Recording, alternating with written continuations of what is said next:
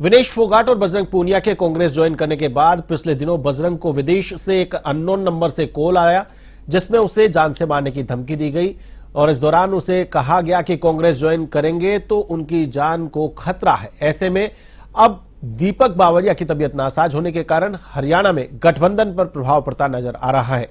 इन सभी मुद्दों पर कांग्रेस के राष्ट्रीय प्रवक्ता पवन खेड़ा से खास बातचीत की हमारे संवाददाता सौम्या मिश्रा ने। इस वक्त हमारे साथ कांग्रेस के राष्ट्रीय प्रवक्ता पवन खेड़ा है, उनसे बातचीत करेंगे। सर, पिछले दिनों बजरंग पूनिया और विनेश फोगाट ने कांग्रेस ज्वाइन किया, जिसके बाद अब बजरंग पूनिया को विदेश से धमकी मिल रही है कि अगर वो कांग्रेस में रहते हैं तो उनकी जान को खतरा होगा।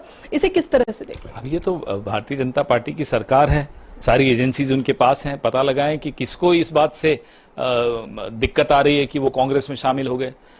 एक तरफ बृजभूषण शरण सिंह जो भाजपा के नेता हैं उनको दिक्कत है, दूसरी तरफ उनको विदेशों से धमकियां आ रही हैं बजरंग पूनिया को कि कांग्रेस में क्यों हो।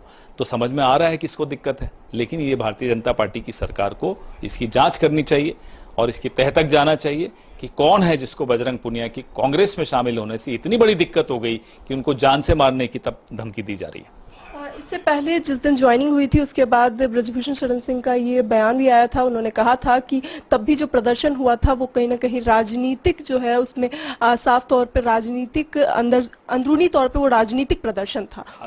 अगर समाज में महिलाएं कहती हैं कि हम असुरक्षित महसूस कर रही हैं तो राजनीतिक दलों को क्या घर बैठ जाना चाहिए? उनको जाकर मिलना नहीं चाहिए, उनको दिलासा नहीं देनी चाहिए, उनकी आवाज नहीं उठानी चाहिए? हम तो इस बात पे विश्वास नहीं रखते। हम तो जब भी कोई महिला बोलेगी कि वो असुरक्षित महसूस कर रही है, हम उसकी सुरक्षा में उसकी आवाज उठाने के लिए निकलेंगे बाहर।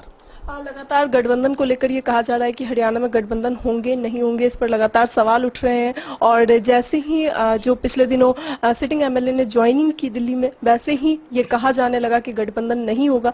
और अब दीपक बावरिया जी की तबियत भी क्योंकि थोड़ी सी नासाज हो गई है, तो क्या इसका असर भी गठबंधन पे देखने को? अभी कयास जो हैं उन पर मैं टिप्पणी कैसे कर सकता हूं? ये तो आपके कयास हैं और चुनाव से पहले तरह तरह की चर्चाएं चलती रहती हैं, उन चर्चाओं पे मैं टिप्पणी नहीं करूंगा। तमाम जानकारी के लिए शुक्रिया। तो ये थे हमारे साथ पवन खेड़ा, कैमरा जर्नलिस्ट राधे के साथ मैं सौम्या मिश्रा, A1।